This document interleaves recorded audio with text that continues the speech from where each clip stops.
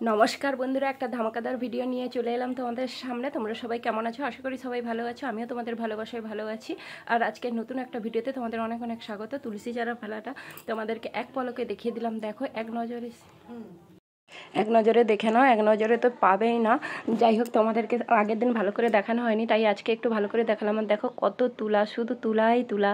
মানে এখানে সব রকম দোকান থাকে, বড় বড় দোকান থাকে, কিছু করার নেই। দেখো এখানে মেয়ের জুতো কিনবো বলে চলে এসেছি। আর জুতো দোকান, কোন জুতোটা পছন্দ করবো নিজেই বুঝতে পারছি না, এতগুলোই জুতো দোকান। আর দেখতেও খুব ভালোই লাগছে। আমি কিন্তু কিছুই কিনিনি, আমার কিছুই পছন্দ হচ্ছিল না। শুধু মেয়ের জন্য এক জোড়া জুতো নিয়েছি আর দুটো বালিশ নিয়েছি, ব্যাস ওইটুকুই।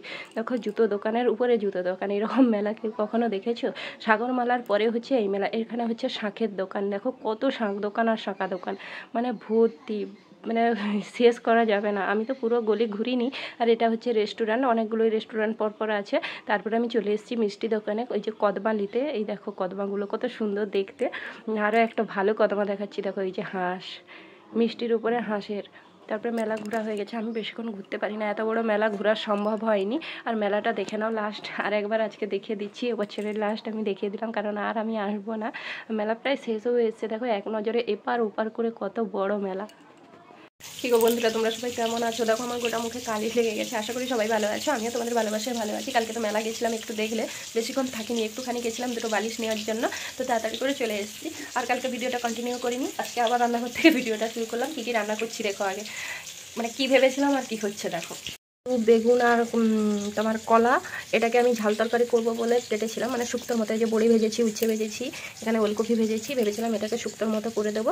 আর হচ্ছে এখানে ফুলকপি বেগুন দিয়ে টক্কু, এমনি হালকা টক করবো। তোমাদের দাদাভাই তারপরে আবার মাছ নিয়ে চলে এসেছে। দেখো এরকম কার ভাল লাগে বলো তো? প্রচণ্ড বিরক্তি লাগে, তাই না? ওই জন্য আমার ভালো লাগছিল না। তারপরে আর কি করবো, সেই ফুলকপির টকে করে নেবো, কিছু তো করার নেই। তরকারিটা ছোকে নেই, ঝাল তরকারিটা। আর মায়ের কোলেস্টেরল খুবই বাড়ে, তার জন্য তেল জাতীয় খাবার বেশি করা যাবে না। ওই জন্য এইভাবে শুক্তাটা আর ভেজে করলাম না, এইভাবে সেদ্ধর মতো করে দিলাম। সারাদিন আর কোনো ভিডিও করিনি রান্নার পর, কারণ শরীরটা একদম দিচ্ছিল না। দেখতেই পাচ্ছ গলা টলা বসে গেছে। তারপরে তোমাদের দাদাভাই মোমো নিয়ে এসেছে। ওই দিন তো মোমো খেতে পারিনি। আমার মেয়ে দেখছে, বলছে এগুলো কী, ও তো কোনো দিন দেখেনি আর খায়ও নি, তো ওগুলো ঝাল লাগবে বলে ওকে আমি দেইনি। আর মাও খায়নি, কারণ মা সব খেতেই চায় না। তবু জোরজার করছিলাম, কিন্তু খায়নি। দেখো মোমোগুলো নিয়ে আর স্যুপ নিয়ে খেতে বসে গেছি। কারা কারা মোমো খেতে ভালোবাসো আমাকে জানিও, আমার তো ভীষণ ভালো লাগে। ওই জন্য ওই দিন রাতে খেয়েছিলাম, ঠান্ডা হয়ে গেছিলো, একদম টেস্ট পাইনি। তার জন্য আজকে তোমাদের দাদাভাইকে বলেছিলাম, একটু এনে দিয়েছে।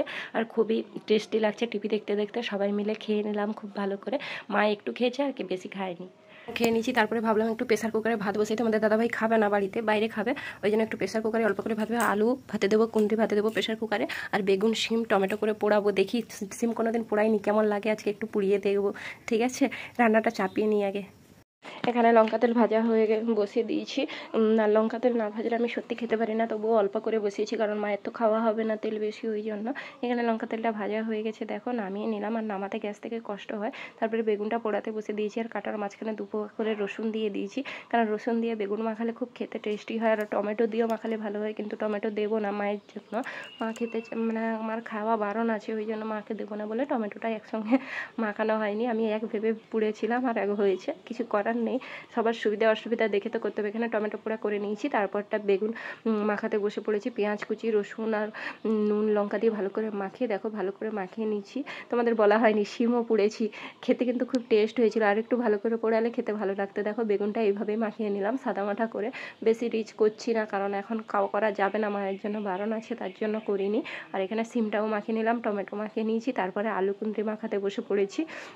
আর আলু কুঁদরিগুলো যেহেতু ভাতে দেওয়া ছিল, প্রচণ্ড গরম, তবুও আস্তে আস্তে করে একটু একটু লঙ্কা দিয়ে সবটাই মাখিয়ে নিলাম। আর সত্যি বলছি, মানে মাছ মাংস দিয়ে খেয়ে যে না তৃপ্তি, আর এই আলু টমেটো বেগুন এইসব ভাত দিয়ে খেতে এতটাই তৃপ্তি লাগে, তোমরা মানে তোমাদেরকে আমি বলে বোঝাতে পারবো না। তোমাদের জানি না কেমন লাগে, আমার তো ভীষণ ভীষণ ভালো লাগে। সবাই মিলে খেতে বসে পড়েছি, মেয়ে বসে আছে, পরে খাওয়াবো। আমি খেয়ে নিচ্ছি, আর আমার প্রচুর খিদে পেয়েছিলো, ওই জন্য তাড়াতাড়ি করে খেয়ে নিচ্ছি। আজকের ভিডিওটা তোমাদের কেমন লাগলো জানিও, যদি ভালো লেগে থাকে লাইক কমেন্ট শেয়ার করে দিও। আর আজকের মতো টাটা, দেখা হবে অন্য কোনো নতুন ভিডিওতে।